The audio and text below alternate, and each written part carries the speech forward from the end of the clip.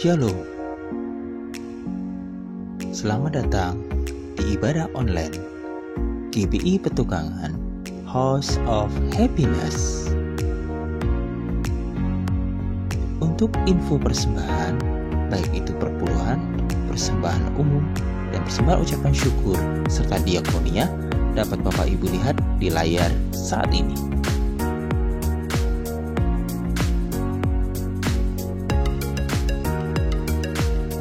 Untuk tertib administrasi, bukti persembahan mohon difoto lalu dikirimkan melalui WhatsApp ke nomor 0822 9900 8683. Akhirnya, kami mengucapkan selamat beribadah. Tuhan Yesus memberkati.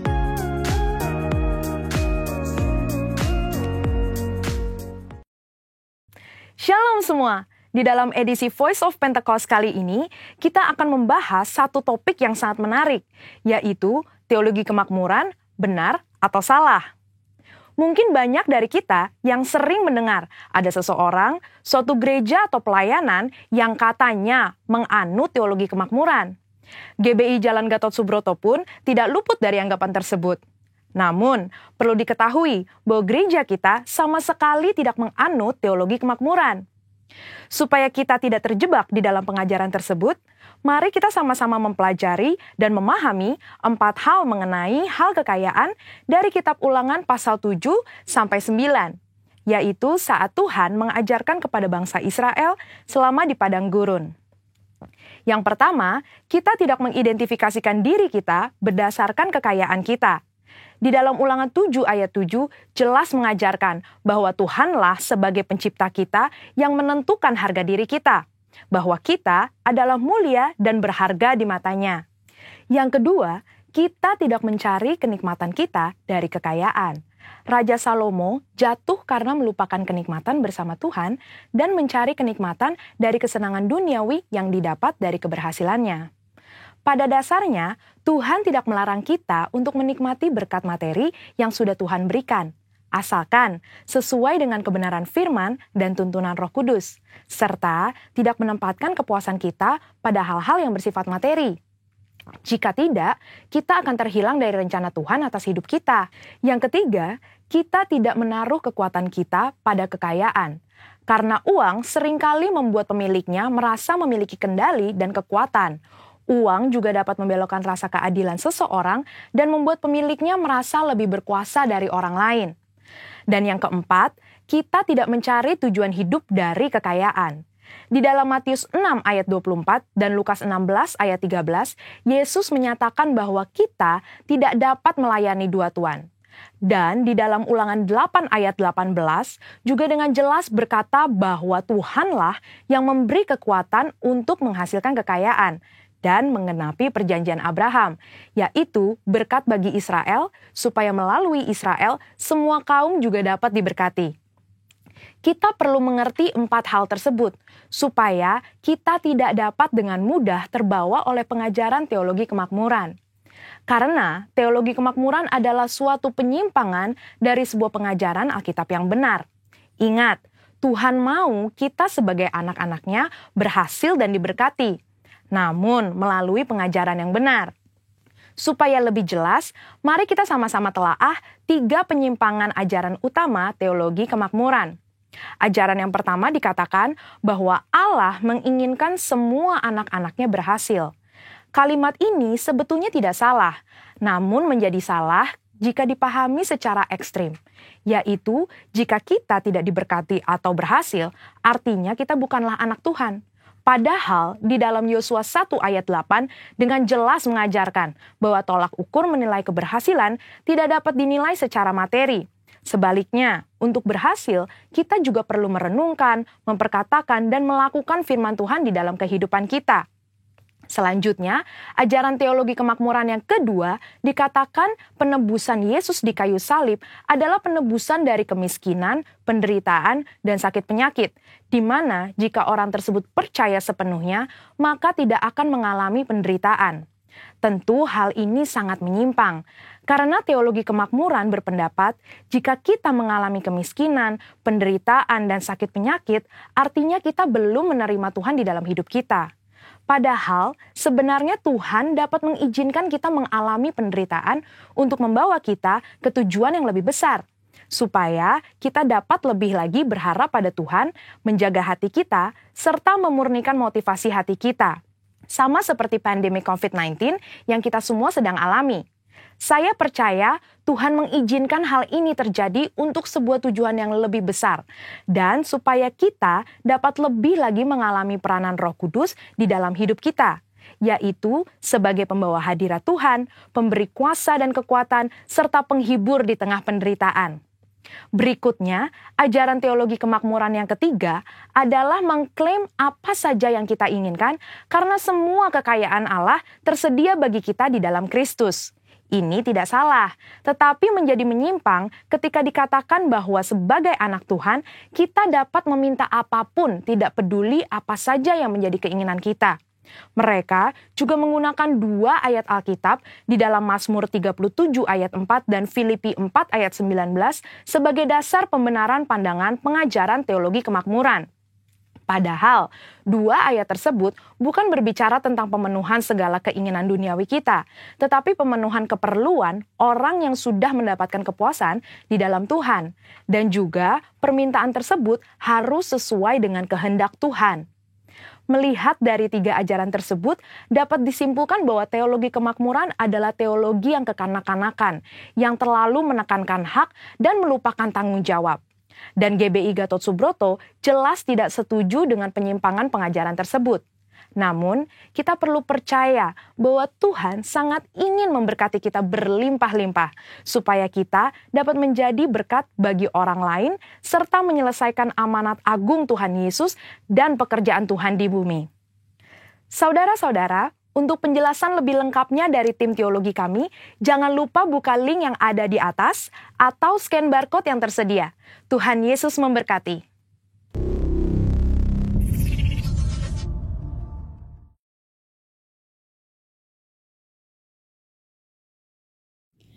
Mazmur 91.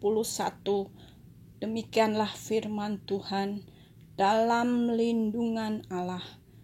Orang yang duduk dalam lindungan yang maha tinggi dan bermalam dalam naungan yang maha kuasa akan berkata kepada Tuhan, tempat perlindunganku dan kubu pertahananku, Allahku yang kupercayai. Sungguh Dialah yang akan melepaskan engkau dari jerat penangkap burung, dari penyakit sampar yang busuk. Dengan kepaknya ia akan menudungi engkau. Di bawah sayapnya engkau akan berlindung. Kesetiaannya ialah perisai dan pagar tembok. Engkau tak usah takut terhadap kedahsyatan malam, terhadap panah yang terbang di waktu siang, terhadap penyakit sampar yang berjalan di dalam gelap, terhadap penyakit menular yang mengamuk di waktu petang. Walau 1.000 orang rebah di sisimu dan 10.000 di sebelah kananmu, tetapi itu tidak akan menimpamu. Engkau hanya menontonnya dengan matamu sendiri dan melihat pembalasan terhadap orang-orang fasik. Sebab Tuhan ialah tempat perlindunganmu, yang maha tinggi telah kau buat tempat perteduhanmu. Malapetaka tidak akan menimpa kamu, dan tulah tidak akan mendekat kepada kemahmu, sebab malaikat-malaikatnya akan diperintahkannya kepadamu untuk menjaga engkau di segala jalanmu. Mereka akan menantang engkau di atas tangannya, supaya kakimu jangan terantuk kepada batu. Singa dan ular tedung akan kau langkahi. Engkau akan menginjak anak singa dan ular naga. Sungguh hatinya melekat kepadaku, maka aku akan meluputkannya. Aku akan membentengnya sebab ia mengenal namaku. Bila ia berseru kepadaku, aku akan menjawab. Aku akan menyertai dia dalam kesesakan. Aku akan meluputkannya dan memuliakannya. Dengan panjang umur akan kukenyangkan dia, dan akan kuperlihatkan kepadanya keselamatan daripadaku. Amin.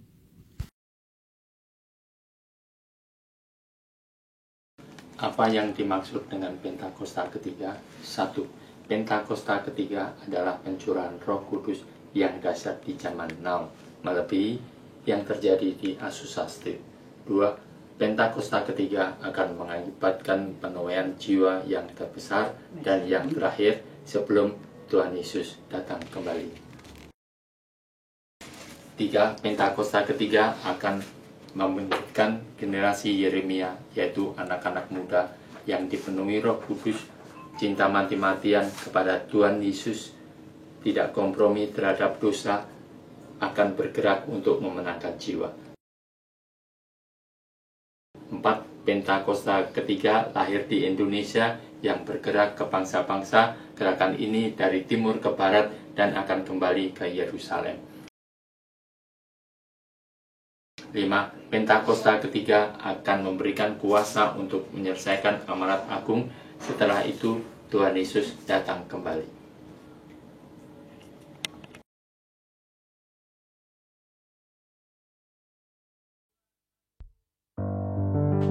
Haleluya, shalom umat Tuhan yang terkasih, shalom. Saya percaya bahwa orang-orang yang percaya dan berharap kepada Tuhan, senantiasa kekuatannya dibaharui seperti burung Raja Wali. Dan kita percaya, kita yang percaya kepada nama Tuhan akan senantiasa menerima kekuatan yang daripada Tuhan. Amin. Yang percaya yang menerima kekuatan yang daripada Tuhan, mari berikan tepuk tangan buat Tuhan Yesus. Haleluya, haleluya. Sebab hidupku kuat, amin. Ku kuat, ku dapat berdiri, hadapi semua. Ku kuat, semakin kuat, sebab urapannya limpah di hidupku.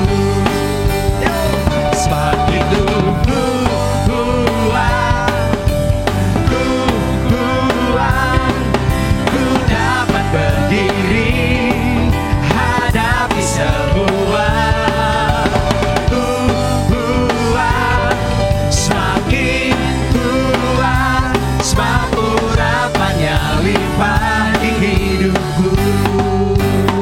Sama-sama katakan, ku mau bersyukur dengan senap hatiku. Namamu dan janjimu melebihi segalanya. Saat ku berseru, engkau pun menjawabku. Kau tambahkan kekuatan di hidupku. Sebab itu ku kuat, amin. Ku kuat, ku dapat berdiri, hadapi semua. Ku kuat, semakin kuat, sebab urapannya limpah di hidupku. Mari umat Tuhan yang percaya, ku mau bersyukur dengan senap hatiku. Namamu dan janjimu melebihi segalanya. Saat ku berseru, engkau pun menjawabku. Kau tambahkan kekuatan di hidup semua. Sebab itu ku kuat, ku kuat, ku dapat berdiri, hadapi semua. Ku kuat, semakin kuat,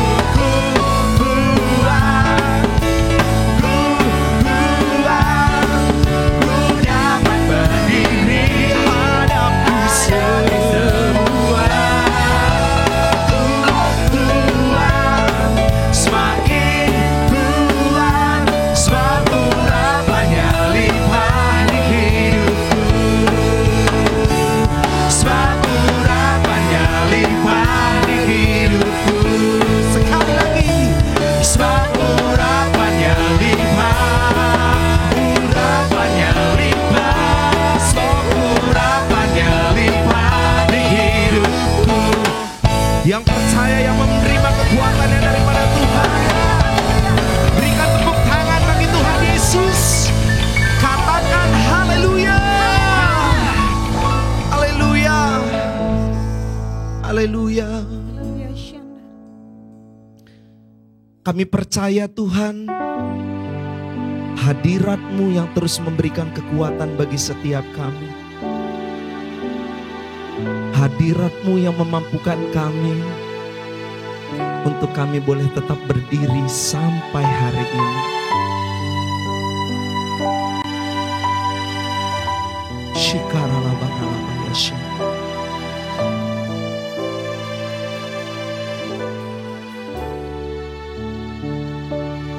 Engkau Tuhan, pujianku.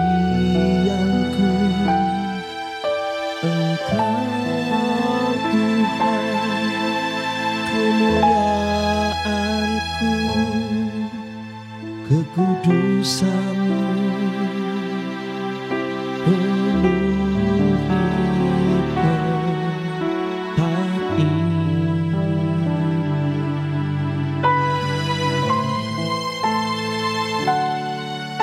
Ku sembahkan dalam bait-Mu, ku tersungkur di kaki-Mu, hingga kemuliaan-Mu kan nyata dalamku.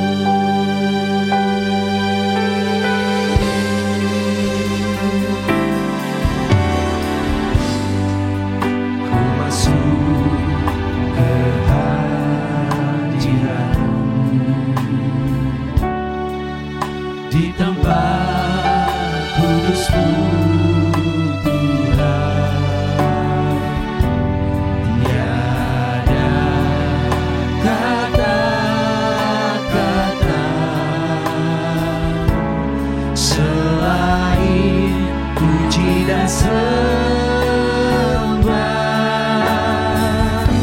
Saat ini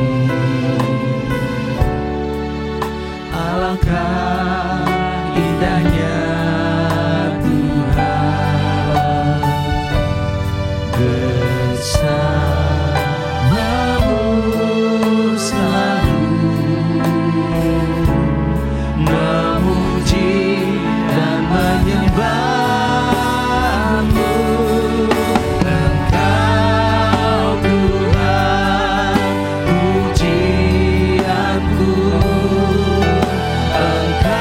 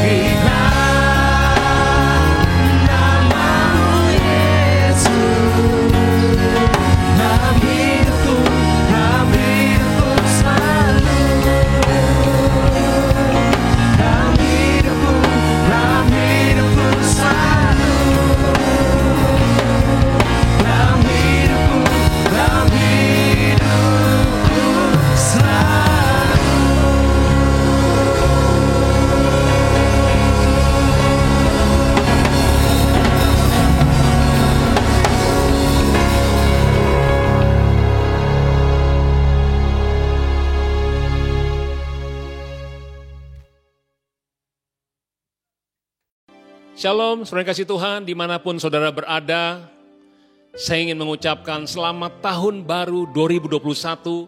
Tuhan Yesus menyertai dan memberkati saudara berlimpah-limpah. Amin. Saudara, ada teman-teman yang bertanya, apakah tahun 2021 ini akan lebih baik daripada tahun 2020? Di mana kita mengalami banyak sesuatu yang baru yang belum pernah kita alami di tahun 2020 itu. Saudara, jawabannya adalah ya, pasti lebih baik. Karena Tuhan Yesus mengasihi kita dan Tuhan Yesus setia. Saudara, Tuhan Yesus lahir dalam dunia ini untuk menyelamatkan kita semua. Saudara, dia mati dan bangkit pada hari yang ketiga. Oleh karena itu, mujizat-mujizat yang pernah ada di Alkitab masih ada sampai hari ini. Sebab dia hidup. Saudara kasih Tuhan, dia adalah Allah yang setia. Saudara, kasih setia Tuhan selalu baru setiap pagi. Selalu baru setiap hari, setiap minggu, setiap bulan, dan setiap tahun. Dan saya percaya tahun 2021, kasih Tuhan selalu baru untuk kita semua. Dan juga pencobaan-pencobaan yang kamu alami adalah pencobaan-pencobaan biasa. Dia itu setia, Tuhan Yesus setia. Dia tidak akan membiarkan diri kita dicobai melebihi, melampaui kekuatan kita. Dan dia pasti memberikan kita jalan keluar waktu kita dicobai. Supaya kita dapat menanggungnya. Saya percaya tahun 2021 ini pasti lebih baik. Sebab dia adalah Allah yang setia kepada kita. Yang setuju katakan amin. Yang percaya katakan amin. Nah, saudara yang kasih Tuhan, kalau kita percaya tahun 2021 lebih baik untuk kita semua. Pertanyaannya adalah untuk diri kita masing-masing. Apakah saya akan lebih baik di tahun 2021 ini? Apakah saya akan lebih baik lagi berjalan bersama dengan Tuhan di tahun 2021 ini? Lebih lagi mengasihi Tuhan, lebih lagi taat kepada Dia, lebih lagi sungguh-sungguh beribadah kepada Tuhan, dan lebih lagi melayani sesama kita. Saudara, mari hari ini saya ingin menyampaikan yang disampaikan oleh Gembala Sidang kita, yaitu Bapak Pendeta Dr. Insinyur Niko Nyoto Raharjo pada tanggal 1 Januari 2021 ini, bahwa tema yang Tuhan berikan adalah tahun integritas. Integritas bicara soal siapakah aku ketika tidak ada yang memperhatikan. Apa sih yang dimaksud dengan integritas? Kamus mendefinisikan sebagai kondisi yang utuh, tidak rusak. Integritas bicara soal mutu, kualitas, sifat, bicara soal kejujuran, karakter, ketulusan, dan kebenaran. Saudara, Amsal 14 ayat 34 berkata, kebenaran meninggikan derajat bangsa, tetapi dosa adalah noda bangsa. Saudara, biarlah kita hidup benar di hadapan Tuhan.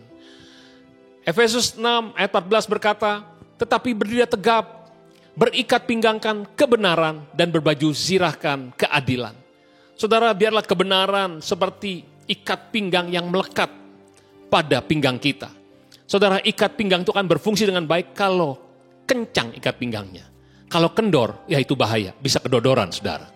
Biarlah kebenaran itu melekat pada ikat pinggang kita. Artinya dimanapun kita berada, kebenaran itu tetap melekat pada kita. Itu adalah orang yang berintegritas. Artinya di dalam gereja ataupun di luar gereja, tetap kebenaran itu ada pada kita. Nah saudara, integritas artinya mengucapkan hal yang benar, siapapun yang sedang memperhatikan, bahkan seandainya tidak ada yang memperhatikan kita. Melakukan, mempraktekkan apa yang kita katakan, apa yang kita khotbahkan. Kita konsisten dengan perkataan kita. Matius 5 ayat 37 berkata, jika ya, hendaklah kamu katakan ya. Jika tidak, hendaklah kamu katakan tidak. Apa yang lebih daripada itu berasal dari si jahat.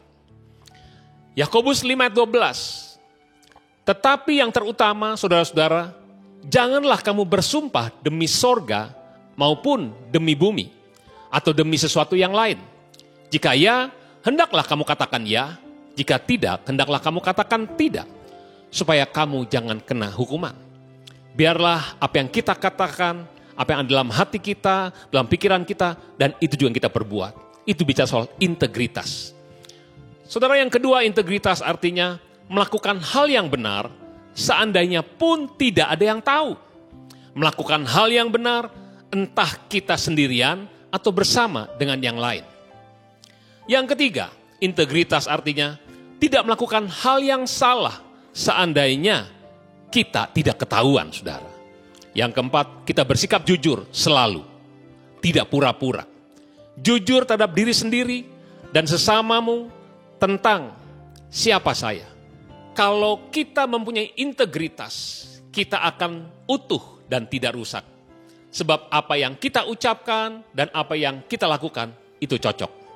Amin, saudaraku. Nah, saudara, kalau kita ingin belajar menjadi orang yang berintegritas, contoh satu-satunya hanyalah Tuhan kita Yesus Kristus. Dia adalah contohnya, teladan bagi kita dan model seorang manusia yang berintegritas yang pernah berjalan di muka bumi ini. Bahkan Rasul Paulus berkata, jadilah pengikutku, sama seperti aku juga menjadi pengikut Kristus. Saudara, mari kita lihat di kitab Yohanes 13 ayat 12 sampai 15.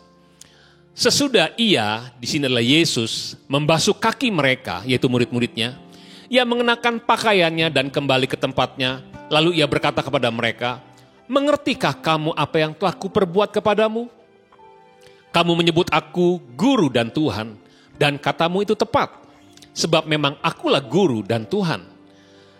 Jadi jikalau aku membasuh kakimu, aku adalah Tuhan dan gurumu, maka kamu pun wajib saling membasuh kakimu. Sebab aku telah memberikan suatu teladan kepadamu, supaya kamu juga berbuat sama seperti yang telah kuperbuat kepadamu. Saudara, Tuhan Yesus bukan hanya ngomong, bukan hanya bicara, bukan hanya khotbah, tapi dia memberikan contoh teladan untuk setiap kita semua anak-anaknya. Saudara, kita adalah murid-muridnya Tuhan Yesus. Seorang murid kalau sudah selesai akan jadi sama dengan gurunya.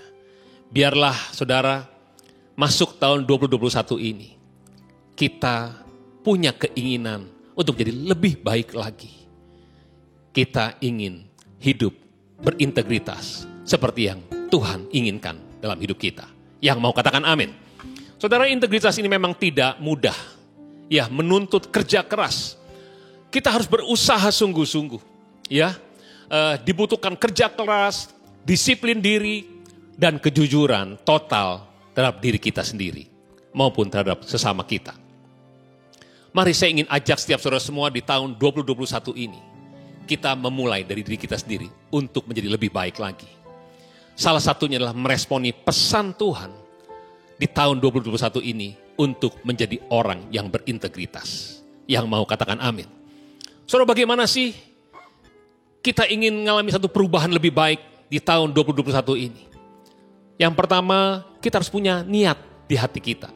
Kalau nggak punya niat, nggak bisa, saudara. Saya ingat, saudara, di kitab Kejadian 20 ayat 3-6, di situ Abimelek mengambil Sarah yang adalah istrinya Abraham. Tapi karena Abraham takut, Abraham tidak mengakui bahwa itu istrinya. Abraham mengakui itu dia saudaranya, saudara. Dan saudara, apa yang terjadi? Tuhan datang kepada Abimelek, saudara, dan Tuhan bilang, sebelum Abimelek menghampiri Sarah, dikatakan, engkau harus mati karena perempuan yang telah kau ambil itu, sebab ia sudah bersuami. Lalu apa jawab Abimelek, saudara? Dikatakan, bukankah orang itu sendiri mengatakan kepadaku, dia saudaraku? Dan perempuan itu sendiri juga berkata bahwa ia saudaraku. Jadi hal ini kulakukan dengan hati yang tulus dan dengan tangan yang suci, kata Abimelek. Saya ini lakukan ini, saya mengambil Sarah ini dengan hati yang tulus. Lalu berfirmanlah Tuhan kepada Abimelek. Dikatakan, aku juga tahu, saudara, Tuhan itu adalah Allah yang menyelidiki hati kita semuanya. Dikatakan, aku juga tahu bahwa engkau telah melakukan dengan hati yang tulus. Maka aku pun telah mencegah engkau untuk berbuat dosa terhadap aku. Sebab itu aku tidak membiarkan engkau menjamah dia. Saudara kasih Tuhan, biarlah kita menjadi orang yang berintegritas. Menjadi orang yang punya ketulusan hati. Kalau kita punya hati yang tulus, punya hati yang baik, saudara, Tuhan tuh pasti akan jaga kita. Supaya kita tidak jatuh dalam dosa. Tidak jatuh berdosa terhadap Tuhan. Yang setuju katakan amin. Saudara, saya ingat beberapa tahun yang lalu, tepat tanggal 1 Januari, saudara, saya dan istri datang kepada gembala sidang kita, yaitu Pak Niko dan Ibu Hermin, di sebuah ibadah. Nah saudara, kami berkesempatan untuk datang dan saya minta beliau doakan. Sebelum berdoa saya bilang begini sama Pak Niko dan Ibu Hermin. Saya bilang, Pak Niko dan Ibu Hermin, kami minta didoakan di awal tahun ini. Karena kami takut nanti sekali waktu gitu ya, kami dapati diri kami itu mengkhianati Tuhan. Kami jatuh dalam dosa. Kami tidak lagi sungguh-sungguh dengan Tuhan. Maukah Pak Niko dan Ibu Hermin sebagai Bapak dan Ibu Gembala kami berdoa, menjagai kami. Saudara, sebelum mereka berdua berdoa bagi kami, saudara, ada pesan yang disampaikan oleh Pak Niko kepada saya dan saya gak pernah lupa sampai hari ini. Beliau bilang begini, Ben, yang penting kamu tuh niat untuk hidup kudus. Kalau kamu punya hati yang niat untuk hidup kudus, Tuhan akan jaga kamu. Tuhan akan tolong kamu. Saudara, itu saya pegang sampai hari ini. Saya bukan orang yang kuat. Saya banyak gagal.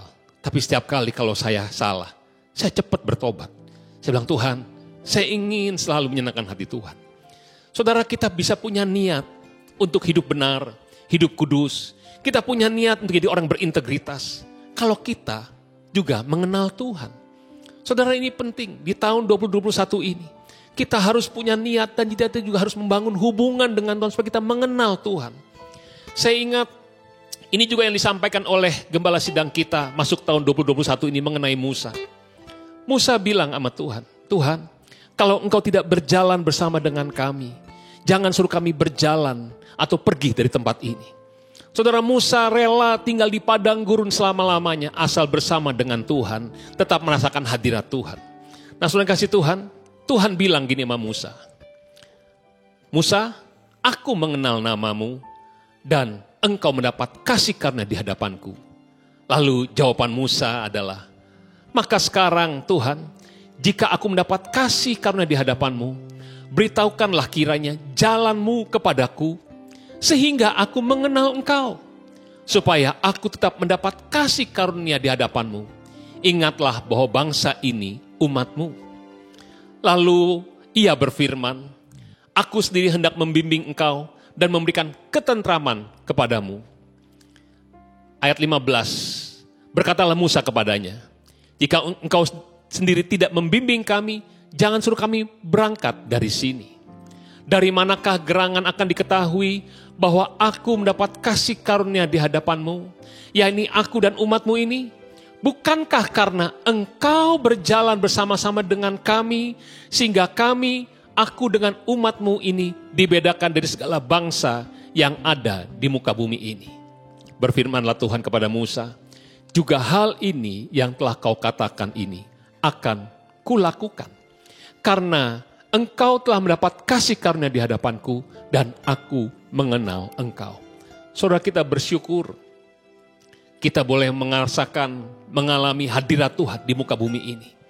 Saudara, biarlah kita tetap menjadi orang yang mendapat kasih karunia Tuhan. Saudara, karena kenapa? Karena kita mengenal Tuhan. Bagaimana kita bisa mengenal Tuhan? Tuhan harus memberitahukan kita jalan-jalannya. Biar masuk 2021 ini, kita mengenal Tuhan lebih lagi. Saudara, untuk mengenal Tuhan, kita harus membangun hubungan kita dengan Tuhan. Kita harus bergaul dengan Tuhan. Melalui apa, saudara? Melalui firman-Nya. Orang yang mengenal Tuhan adalah orang yang mengasihi Tuhan. Saudara, Yohanes 14 ayat 21 berkata, barang siapa memegang perintahku dan melakukannya, dialah yang mengasihi aku. Dan barang siapa mengasihi aku, ia akan dikasihi oleh Bapakku, dan aku pun akan mengasihi dia, dan akan menyatakan diriku kepadanya. Saudara, ini penting. Masuk tahun 2021 ini. Biarlah kita mengenal jalan-jalannya Tuhan. Sehingga kita mengenal dia dan mengasihi Tuhan Yesus. Saudara, orang yang mengasihi Tuhan Yesus adalah orang yang mentaati firman Tuhan. Sehingga Bapa di sorga dan Tuhan Yesus mengasihi kita. Dan dia akan menyatakan dirinya kepada kita. Dia akan membimbing kita, melindungi kita, menjaga kita. Saudara, jangan lupa, Oleh sebab itu cara yang paling mudah untuk kita bisa mengenal Tuhan, mentaati Tuhan karena kita mengasihi Tuhan adalah baca Alkitab dan lakukan firman Tuhan. Sangat mudah saudara. Baca Alkitab kita dan lakukan firman Tuhan. Saudara, kenapa kita harus baca Alkitab dan lakukan firman Tuhan? Lukas 6 ayat 47 berkata, setiap orang yang datang kepadaku dan mendengarkan perkataanku serta melakukannya, aku akan menyatakan kepadamu dengan siapa ia dapat disamakan. Ia sama dengan seorang yang mendirikan rumah, orang itu menggali dalam-dalam dan meletakkan dasarnya di atas batu. Ketika datang air bah dan banjir melanda rumah itu tidak dapat digoyahkan, karena rumah itu kokoh dibangun. Akan tetapi, barang siapa mendengar perkataanku tetapi tidak melakukannya, ia sama dengan seorang yang mendirikan rumah di atas tanah tanpa dasar. Ketika banjir melandanya, rumah itu segera rubuh dan hebatlah kerusakannya. Saudara yang kasih Tuhan, kalau kita baca Alkitab kita dan lakukan firman Tuhan, saya percaya menjadi orang yang berintegritas di tahun 2021 ini. Kita menjadi orang yang mudah mengambil keputusan yang tepat sesuai firman Tuhan. Sekalipun banyak persoalan, masalah yang harus kita hadapi, kita pasti akan tepat mengambil keputusan sesuai dengan firman Tuhan.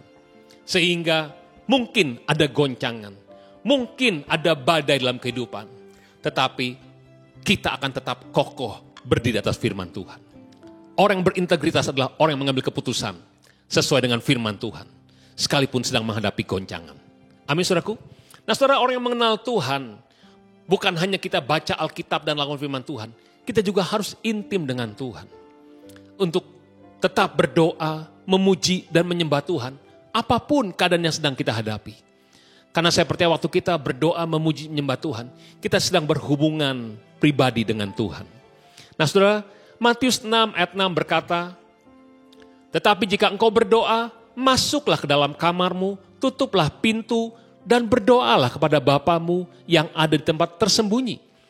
Maka Bapamu yang melihat yang tersembunyi akan membalaskannya kepadamu. Saudara kasih Tuhan, Tuhan ingin berduaan dengan kita. Hanya dengan Dia. Kita bisa mengungkapkan isi hati kita, perasaan kita, apa saja. Baik permintaan kita, baik ucapan syukur kita, juga kekhawatiran kita. Maka Bapa di sorga yang ada di tempat yang tersembunyi, Dia pasti mendengar dan menjawab setiap doa-doa kita semua. Nah saudara, saya ingin mengajak semua saudara di tahun 2021 ini, mari kita ingin jadi lebih baik lagi, menjadi manusia yang berintegritas, berjalan di muka bumi ini. Yang setuju katakan amin. Ubah hatiku menjadi baru, ubah hatiku seperti dirimu.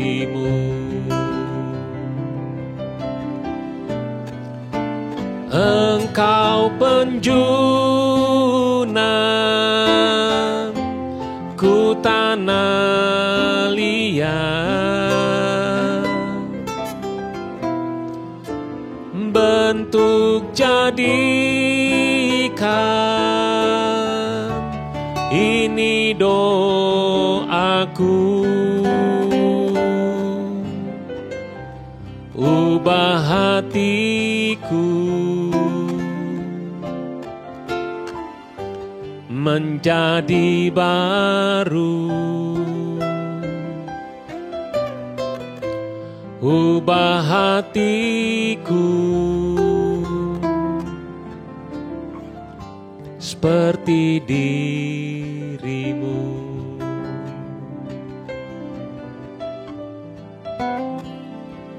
Yaralama sendirimu yaramutu shando, ikarala yaramutu shande, inana ramaso. Haleluya. Yaralama si Haleluya, haleluya. Tuhan, jamah setiap anak-anak-Mu di rumah-rumah saat ini. Ubahkan hati kami semua ya Tuhan. Perbaharui kami Tuhan. Kami ingin lebih baik lagi Tuhan di tahun 2021 ini. Tuhan Yesus, terima kasih. Tuhan, terima kasih. Curahkan kasih-Mu atas setiap anak-anak-Mu Tuhan. Sembuhkan yang sakit. Pulihkan setiap keluarga-keluarga. Tuhan, buat mujizat-Mu ya Tuhan. Terima kasih banyak Bapa. Biar kami Tuhan menjadi orang yang berintegritas di tahun 2021 ini. Seperti yang Engkau kehendaki. Kehendak-Mu jadi atas hidup kami.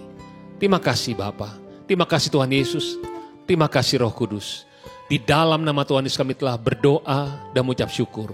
Sama-sama kita katakan, amin, amin. Mari saudara yang kasih Tuhan, kita persiapkan hati kita untuk masuk dalam perjamuan kudus bersama dengan Gembala Sidang kita. Mari saudara-saudara, kita akan masuk dalam perjamuan kudus. Kita akan mengingat ayat ini. Sebab setiap kali kamu makan roti ini dan minum cawan ini, kamu memberitakan kematian Tuhan sampai Ia datang. Perjamuan kudus adalah perjamuan Tuhan Yesus sendiri. Setiap kali kita masuk dalam perjamuan kudus, Tuhan Yesus selalu berkata, biarlah ini menjadi peringatan akan daku. Karena itu mari arahkan hati kita kepada Tuhan. Kita akan mengingat kebaikan Tuhan. Mari tundukkan kepala. Tuhan, siapakah kami ini sebelum kami mengenal Engkau? Kami semua orang berdosa.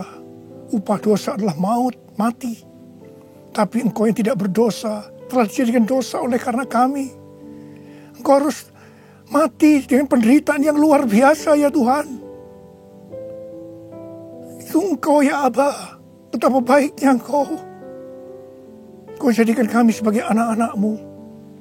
Engkau tuntun kami, Engkau bela, Engkau lindungi, Engkau berkati. Engkau sembuhkan kami, Engkau ajar kami ya Tuhan. Engkau juga menghajar kami kalau kami salah Tuhan. Terima kasih ya Aba. Terima kasih Engkau itu adalah Engkau ya Tuhan. Tuhan Yesus akan memberkati saudara melalui perjamuan kudus ini.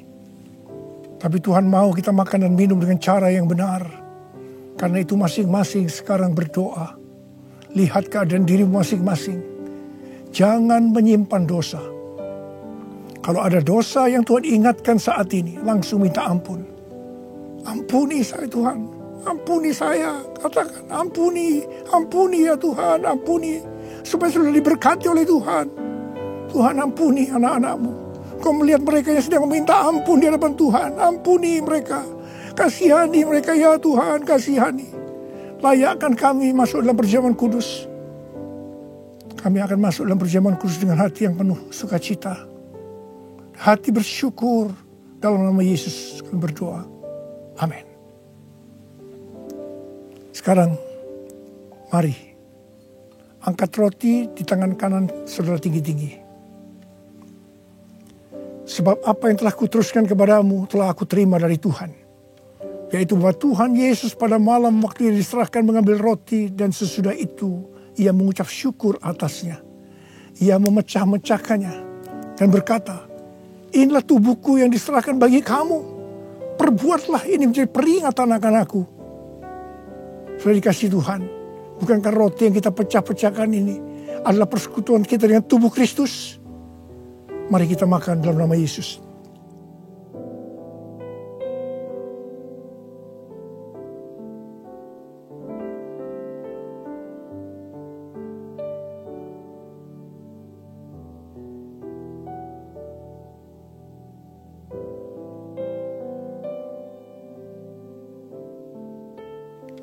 Sekarang angkat cawan di tangan kanan saudara tinggi-tinggi.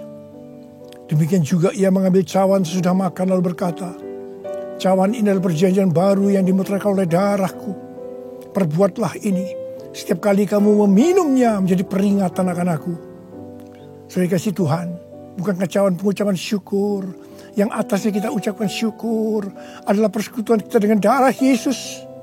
Mari kita minum dalam nama Yesus.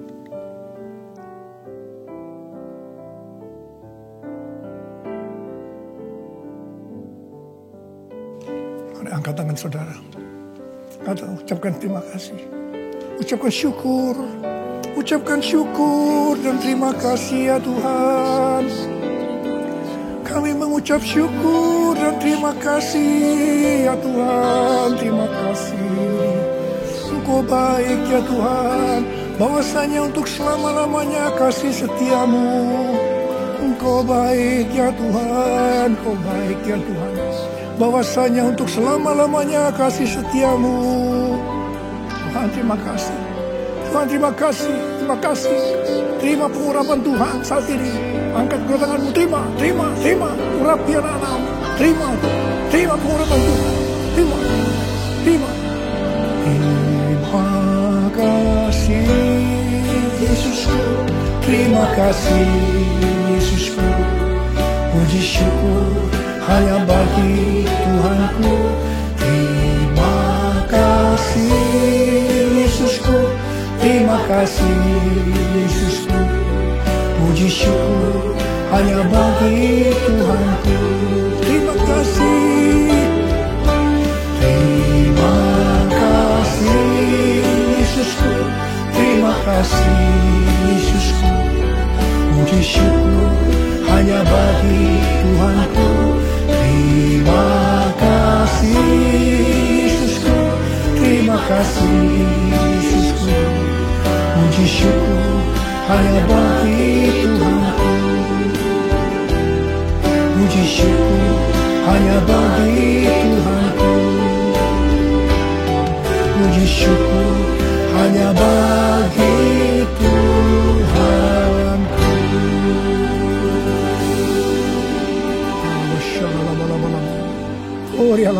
Terima kasih. Terimalah berkat Tuhan. Kasih karunia berlimpah-limpah daripada Allah Bapa dalam anak yang tunggal Yesus Kristus. Persekutuan yang manis dengan Roh Kudus menyertai saudara sekalian mulai hari ini sampai Tuhan Yesus datang menjemput kita di awan-awan dan bahkan sampai selama-lamanya. Yang percaya bersama-sama katakan amin.